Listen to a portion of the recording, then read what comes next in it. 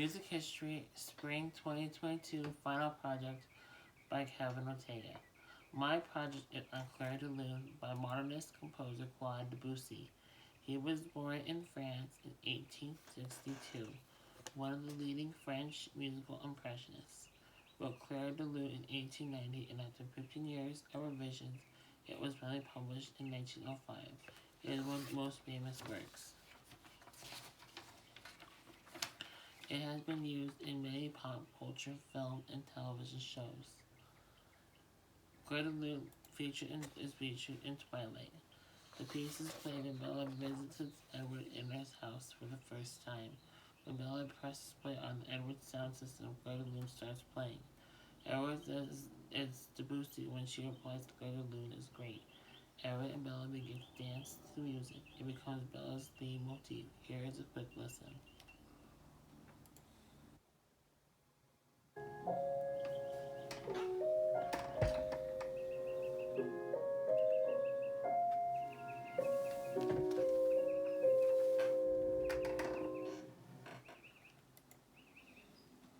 It is in French and it means the light of the moon. So we can imagine being out late at night and seeing the color of the full moon spreading slightly gently over the landscape. Music depicts the quiet beauty of the night. It is part of a larger collection called Suite Bergamasque. The suite is made of 4 movements and Claude de Lune is the third movement. Bergamasque refers to a type of medieval 16th century dance. The suite gets the name from a poem of the same name. The name of the poem is reference to the second line of the poem. Written 869, a symbolist French poet Paul Verlaine is a very popular thing for composers to do. That is to select a poem and write music for it to evoke a feeling. Here is the English version of a poem which describes celebration at night when people are dressed up in festive costumes. It is important to know that Debussy's genre as a songwriter, his style was opposed to the romantic style like Tchaikovsky, and also opposed to a classical style like Beethoven. He does not conform to the rules of classical theory and composition. Instead, he uncovered harmonic scales to write a different kind of music that people hadn't heard before. All this can be found. What he uses is this. All this can be found in Debussy's music. Clair de Lune is like an impressionist painting that is really about capturing the essence of something, not the fine details, but the spirit. What it does is it paints a picture. It creates a mood and takes us somewhere beautiful. Although Debussy was inspired by impressionist art like Monet, he is not like the term impressionist.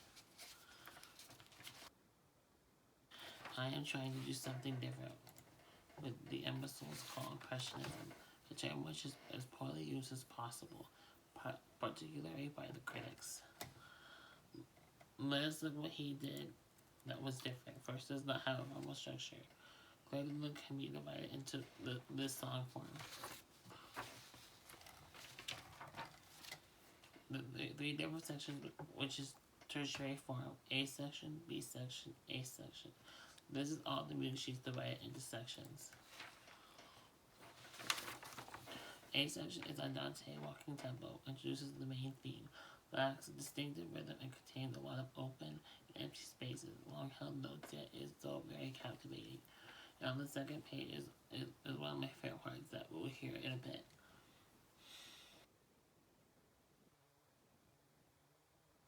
Master introduces the second theme,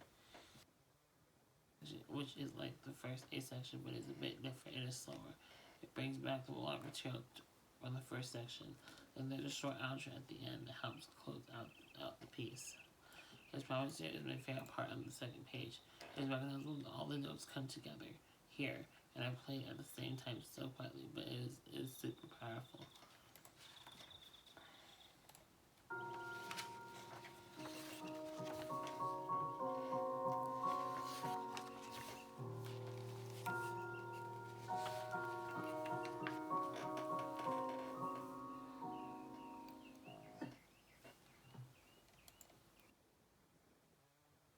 music that Debussy wrote. It is a short piece and it is really pretty simple in its construction. A walking temperatures is the main theme. Open begins with harmony, then we'll hear the main melody. This will be this by pianist Dwayne Holbert, and it wasn't in the works cited at the end of the program.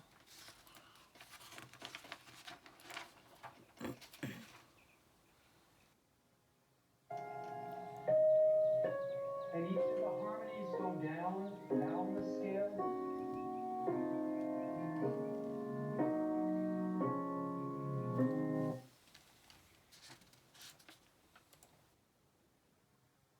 Piece, you hear a beautiful melody that comes out of that scale.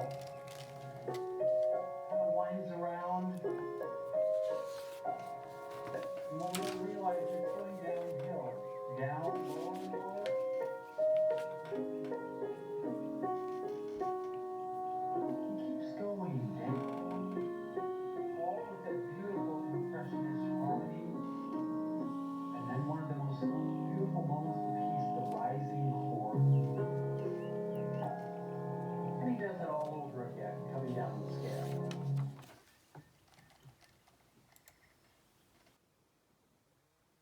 About the A section. Going tonality never really feels truly secure in this piece. Say that this in the key is D major, or here we have D flat major. So certain chords strengthen and emphasize the tonality of a piece, like use of tonic and dominant chords. So the two tones that really strengthen the key of D flat major would it be the D flat major chord and also the A flat major chord, which is the dominant. So what Debussy is doing here is creating a tonal ambiguity.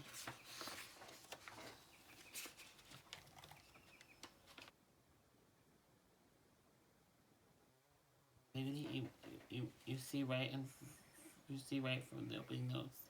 Even though we are outlining the D flat major chord here, there is no D flat major. It's over here. When you get the first D flat major note, you do not get a strong sense of being a D flat major. There are also no A flat major chords here that would also give it strength. On the second page, music starts growing in agitation, which features some of Debussy's characteristic rule breaking when it comes to chords. So it does not choose clusters of notes to adhere to any standard. That specific movement that they create for the ambience.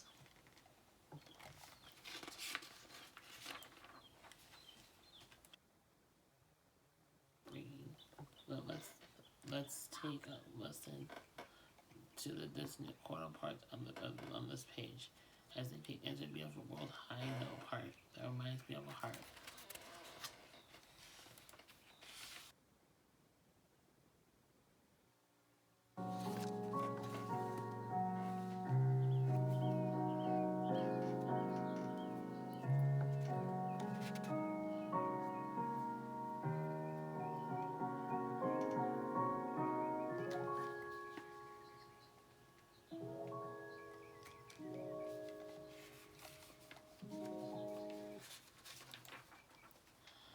Sorry, I can't get enough of this beautiful sound.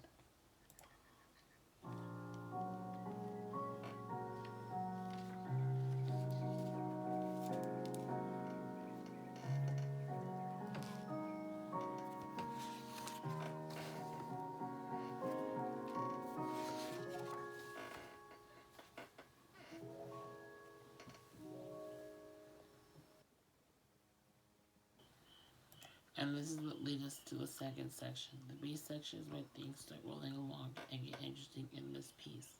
It's technically demanding than the first part. Here's the arpeggios that Debussy uses. There are notes with broken chords. He uses to create a shimmering aura. How he does this, he uses arpeggios in the left hand and combines this with the right hand, which creates a beautiful aura of sound underneath the melody.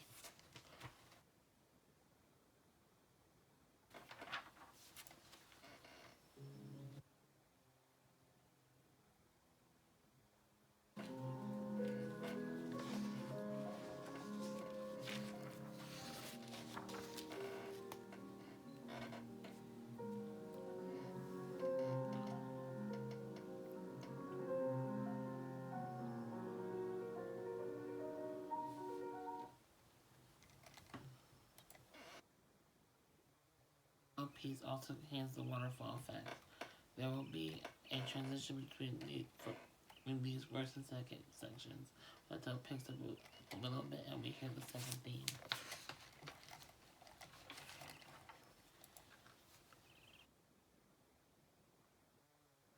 Listen for the section was running arpeggios and lots of motion. Listen to the climatic movement of the piece. The movement when all the notes start tumbling down like a waterfall, a pivotal movement. It is very, very beautiful.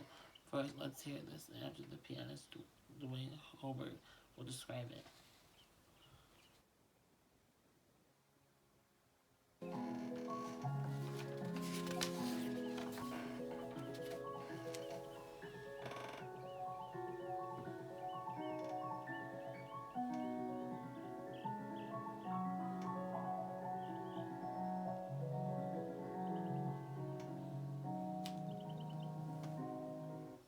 So what is happening here?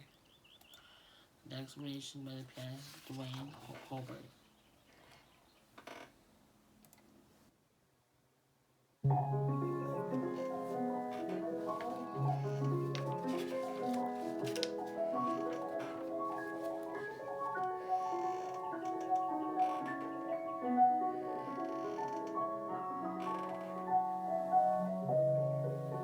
All that music was in a sharp key. Now listen to the darkness of that black key returning.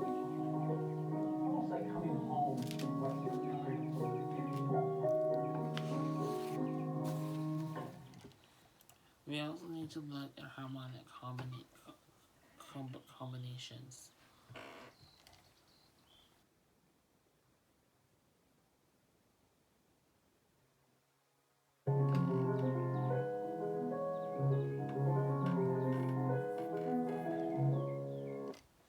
Debussy used harmonic combinations unique to the Impressionist period. There in the next section are lots of arpeggio chords with those unusual harmonies. This is something new to the Impressionist period. Debussy closely related to each other.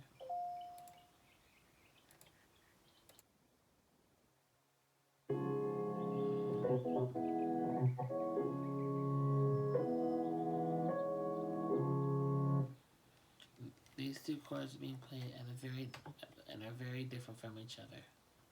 This is a trademark of the Impressionist period. Having these distantly equated chords is almost as Debussy were painting as if he has wonderful colors. You hear one color that switches to another color that is sort of distant.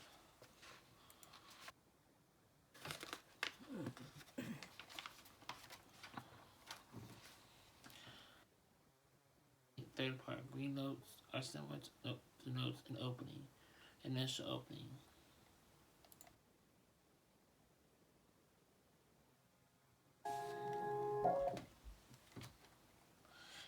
and decorated opening.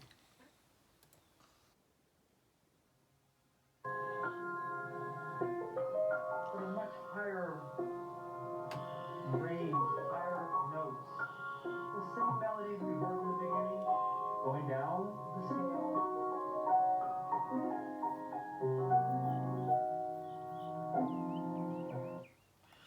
So you can see that Debussy brings back the opening theme, a lot of material from the first section in a slightly different way.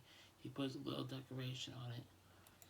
So this section of what we just heard, which is the end of the piece, we have the recapitulation. We hear arpeggio playing into these notes we heard at the beginning. And of the piece, return to these arpeggios. It is not. It is just a finishing touch on the piece with arpeggio.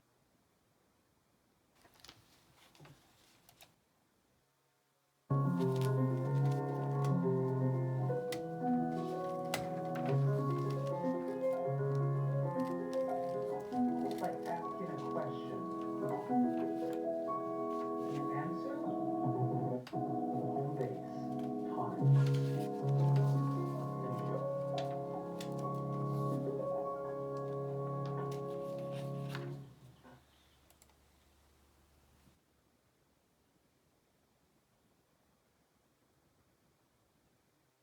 In the end is an outro that brings the piece to a close. It ends 5 to 1 Debussy uses a very conventional chord progression at the end to close out the piece, moving from the fifth to the first of the scale, something that he doesn't really usually out the piece very well, giving it a very sensory feeling for the listener. And let's take a listen to this 5-to-1 movement.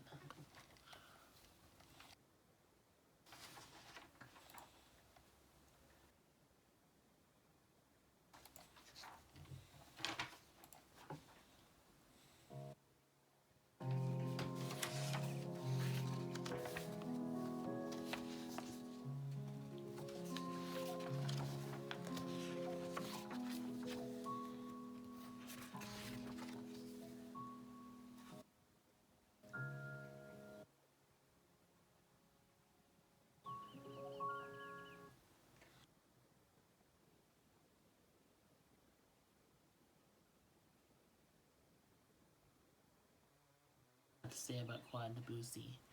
The second song I selected is by a girl artist that we have not studied. The song resonates with Claire de Lune that we have just analyzed, and I think it's pretty thoroughly too. So I hope that you will hear this song and really any song in movies, films, or on TV and be able to recognize that it is originated from Debussy's Claire de Lune.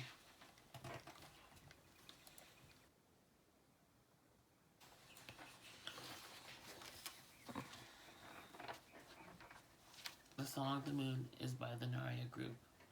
This is the leader and writer of The Moon. Her name is Kaya Shobar.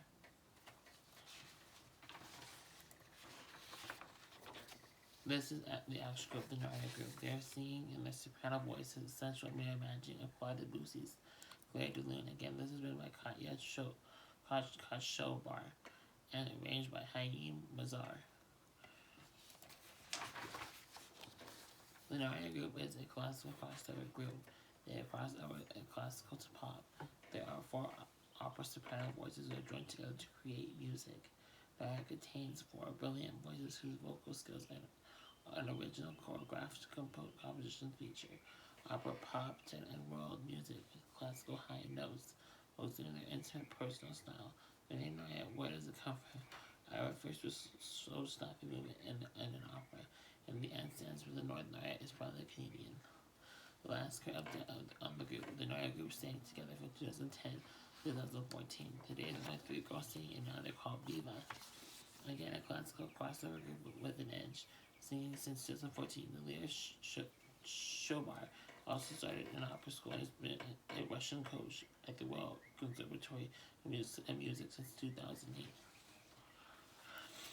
I am ending here with this song, "The Moon." It is derived from Claire de Lune. I hope after our analysis of the song, you'll be able to recognize it as quickly as I was able to. The last time will be on my works cited page. Thank you for listening. I hope you enjoy it.